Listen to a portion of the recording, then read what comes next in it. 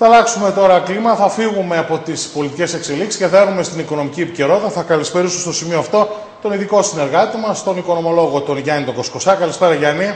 Καλησπέρα Δημήτρη, καλησπέρα και στους τηλεθεατές μας. Στη ταχύτερη δυνατή ομαλοποίηση του πολιτικού σκηνικού μέσω των εκλογών προσβλέπουν οι τραπεζίτες προκειμένου να προχωρήσει η υλοποίηση της συμφωνίας που υπογράφηκε με τους εταίρους και να διεξαχθεί απρόσκοπτα η ανακεφαλοποίηση των τραπεζών. Το δικό μου ερώτημα είναι: υπάρχει περίπτωση λόγω των εκλογών να μην γίνει η ανακεφαλοποίηση των τραπεζών? Ναι, Δημήτρη, αν και οι τραπεζίτες αρχικά τάσσονταν ενάντια στις εκλογές, τώρα η επιλογή της κυβέρνησης να εκτελέσει τις εκλογές express, δηλαδή σε όσο πιο σύντομο χρονικό διάστημα γίνεται, φαίνεται να μειώνει τις πιθανές συνέπειες για την οικονομία και την ενδεχόμενη ύφεση αυτής. Αυτό που έχει, όσον αφορά την ανακεφαλοποίηση των τραπεζών, αυτό έχει καθοριστεί ήδη από το τρίτο μνημόνιο. Άρα λοιπόν αυτή πρόκειται να γίνει στο προσεχές μέλλον. Απλώς λόγω των εκλογών μπορεί να καθυστερήσει περίπου ένα μήνα, εφόσον θα χρειαστεί να ξεκινήσει μέσα στον Οκτώβριο. Αυτό που απασχολεί αυτή τη στιγμή τις ελληνικές τράπεζες είναι να γυρίσουμε σε ένα σταθερό πολιτικό περιβάλλον, κατά το οποίο οι καταθέτες στις ελληνικές τράπεζες θα εμπιστευθούν το τραπεζικό σύστημα και θα επιστρέψουν τις καταθέσεις τους. Διαφορετικά η ανακεφαλοποίηση των τραπεζών, η οποία εκτιμάται γύρω στα 25 δισεκατομμύρια ευρώ, δεν πρόκειται να πετύχει τον στόχο της, ο οποίος είναι η ενίσχυση της ελληνικής οικονομίας, εάν δεν επιστρέψουν ταυτόχρονα οι Έλληνες καταθέτες τα χρήματά τους από το εξωτερικό.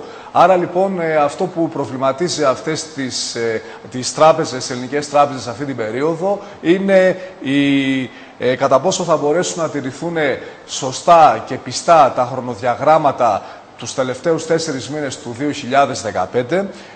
Ήδη ο Σεπτέμβριος θα είναι πολύ βαρύς, καθώς οι ελληνικές τράπεζες θα πρέπει να υποβάλουν στον SSM νέα business και restructuring plans, τα οποία στην ουσία είναι σχέδια αναδημιουργίας των τραπεζικών διεργασιών όσον αφορά τον ενιαίο μηχανισμό εποπτείας. Επίσης, στις τράπεζες πρέπει να γίνει η ολοκλήρωση της αξιολόγησης της ποιότητας των στοιχείων που έχουν στο ενεργητικό τους, καθώς και να τρέξει η φάση των stress tests, η οποία θα γίνει μέσω της άσκησης προσομοίωσης, της οποίας τα αποτελέσματα θα έχουμε στα τέλη Οκτωβρίου. Και ένα τελευταίο, όσον αφορά τις τράπεζες, θα πρέπει να προετοιμαστεί ο νόμος για το πλαίσιο ανακεφαλοποίησης των τραπεζών, καθώς και να γίνει και ο σχεδιασμός όσον αφορά τη διαχείριση των κόκκινων δανείων. Όλα αυτά δηλαδή με προοπτική στα μέσα Νοεμβρίου να ξεκινήσει η ανακεφαλοποίηση των τραπεζών, που θα πρέπει να έχει ολοκληρωθεί μέχρι, από ό,τι φαίνεται, στις 31 Δεκάτου, προκειμένου να προλάβει την έναρξη ισχύως της οδηγίας για το bail-in, που είναι η 1η Πρώτου του 2016, και παρέχοντας, από ό,τι φαίνεται, πλήρη προστασία στους καταθέτες από το κούρεμα των καταθέσεών τους, Γιάννη. Ναι, αυτό είναι αλήθεια. Απλώς το πρόγραμμα θεωρητικά και τα χρονοδιαγράμματα των τραπεζών έχουν ήδη τεθεί από το εξωτερικό, παρόλες τις πιθανές εσωτερικές εξελίξεις. Ωστόσο, στην πράξη, αν δεν υπάρξει μια πολιτική σταθεροποίηση του συστήματος και συνεπώς της ελληνικής οικονομίας, αυτό που φοβούνται οι τράπεζες είναι το πώς θα διαχειριστούν το πρόβλημα των μη εξυπηρετούμενων δανείων, καθώς ας μην ξεχνάμε το πρόβλημα των capital controls έχει δημιουργήσει πρόβλημα και στην μη αποπληρωμή των δόσεων των δανείων, τα οποία έχουν απαξιωθεί, καθώς υπάρχει μια παρατεταμένη πολιτική αβεβαιότητα. Έτσι λοιπόν αυτό που πρέπει να γίνει και αυτό που περιμένουν οι ελληνικές τράπεζες είναι να γίνουν γρήγορα εκλογές, προκειμένου να μπει η ελληνική οικονομία σε μια τροχιά και να βρεθεί και μια λύση για τα μη εξυπηρετούμενα δάνεια. Μάλιστα.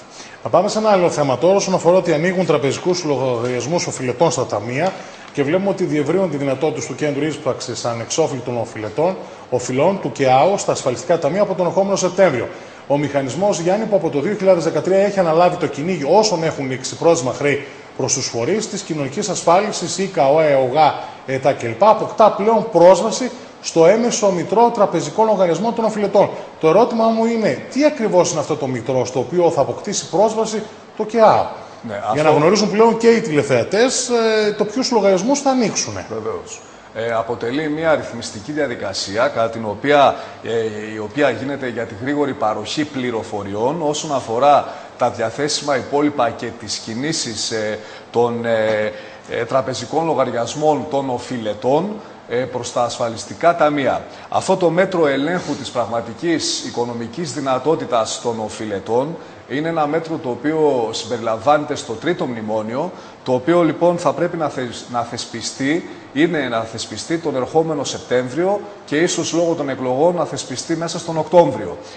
Το πλήθος των καταθέσεων τους οποίους έχει στο μητρό του το ΚΕΑΟ και τους οποίους πρόκειται να ελέγξει είναι μεταξύ 550.000 και 600.000, όσο είναι δηλαδή και ο αριθμός οφειλετών στα ασφαλιστικά ταμεία και οι οποίοι είναι καταγεγραμμένοι στα μητρώα του ΚΕΑΟ, και να σημειώσουμε πως η μισή εξ αυτών, δηλαδή περίπου οι 300.000, είναι αυτοί οι οποίοι έχουν ήδη ενταχθεί στη ρύθμιση των 100 δόσεων για χρέη 5,7 δισεκατομμυρίων ευρώ. Και τις πληρώνουν.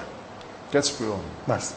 Επίσης, το μνημόνιο δεν σταματά στον έλεγχο όμως των τραπεζικών καταθέσεων των οφειλετών των ταμείων, αλλά προβλέπει 3 ακόμα δράσεις για την πάταξη της εισφοροαποφυγής με στόχο την αύξηση των ίδιων εισόδων των ταμείων. Ποιες είναι αυτές όμως? Η πρώτη είναι μια ενιαία βάση δεδομένων για τις οφειλές από εισρωές κοινωνικής ασφάλισης, η οποία βάση θα είναι ενιαία για όλα τα ασφαλιστικά ταμεία. Το δεύτερο είναι ένα κεντρικό μητρό ασφαλισμένων σε συντονισμό με την ενοποίηση των συνταξιοδοτικών ταμείων μέχρι το Δεκέμβριο του 2016. Και το τρίτο είναι η ολοκλήρωση της ενσωμάτωσης της εισπράξης εισφορών κοινωνικής ασφάλισης στη φορολογική διοίκηση μέχρι τα τέλη του 2017.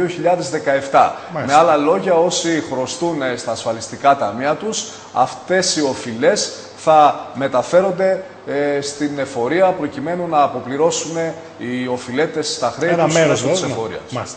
Παράλληλα, δηλαδή, το νέο μνημόνιο φαίνεται πως τριμώχνει και από την άλλη μεριά τους οφειλέτες, καθώς φαίνεται να αυστηροποιούνται οι όροι ρύθμισης των οφειλών προς τα ταμεία. Ναι, πράγματι. Δηλαδή υπάρχει μεγάλη πίεση. Πράγματι, Δημήτρη, υπάρχει μεγάλη πίεση, καθώς το προσεχή Νοέμβριο προβλέπεται η τροποποίηση των διατάξεων περί ρύθμισης οφειλών στα ασφαλιστικά ταμεία, την αύξηση του επιτοκίου στα επίπεδα αγοράς, καθώς και η προσαρμογή του αριθμού των δόσεων σύμφωνα με την πραγματική οικονομική δυνατότητα των οφειλετών, καθώς και του ύψους των συνολικών οφειλών. Για τις δύο κύριες ομάδες οφειλετών των ταμείων συνεπάγονται τα ακόλουθα. Για τους οφειλέτες που έχουν χρέη στα ασφαλιστικά τους ταμεία έως 5.000 ευρώ και οι οποίοι θέλουν να ρυθμίσουν τα χρέη τους με μηδενικό επιτόκιο, θα πρέπει να αποδείξουν ότι δεν ασκούν καμία οικονομική δραστηριότητα κατά το τελευταίο έτος και ότι η ακίνητη περιουσία τους δεν ξεπερνάει τις 150.000 ευρώ. Μάλιστα. Η δεύτερη κατηγορία που έχει να κάνει με όσους έχουν χρέη πάνω από 5.000 ευρώ, αυτό σημαίνει ότι το επιτόκιο με το οποίο θα επιβαρύνεται κάθε δόση της ρύθμισης στην οποία έχουν υπαχθεί αυξάνεται από το 3% έως το 5%.